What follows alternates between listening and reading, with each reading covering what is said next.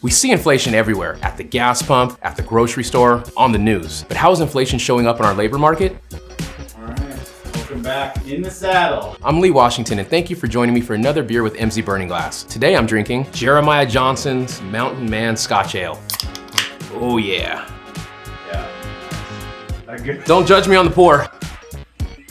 That was all foam, buddy. All foam. All foam. Yeah.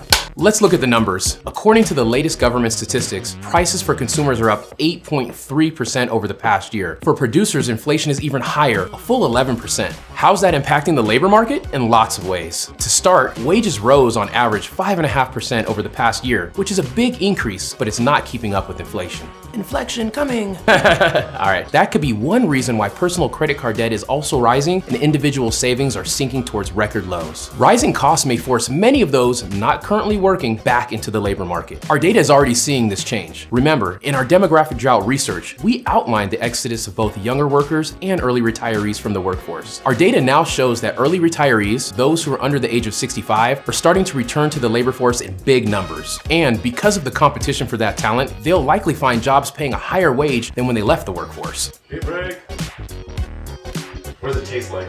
Heaven. Just kidding. Like an excellent, refreshing Scotch ale. In fact, our data shows over the past 3 months, those workers who are moving to new jobs in the workforce have seen a wage growth about 35% greater than those who stayed in their current job. These higher wages are also inflation drivers. If a restaurant that paid workers $8 to $10 an hour is now paying $15 an hour, they might raise prices to keep their margins up. You might be looking at a lot less value in your value meal. Less wings in your to-go order, less ice cream in the carton sold, and fewer potato chips in the bags that I buy.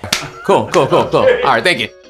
Rising costs may also be the reason people are buying less high-dollar durable goods like cars or appliances. Remember the supply chain crisis and the boom in trucking jobs? Our data shows a softening in logistics job postings as warehouses are now overstuffed with goods. But how will this all impact job openings? Even if there is a pullback from the 11.4 million job openings, our analysts estimate that there will still be around 9 million job openings to fill. That means employers will remain in a tight race for talent, even if the economy cools off. And they need the best information possible to find the people to fill their needs. And as the boom and bust cycle of the pandemic winds down, we expect to see a more consistent labor market with less reshuffling of employees, but that doesn't mean things get easier for those trying to hire. Employers will have to be more deliberate about the size and shape of their workforce.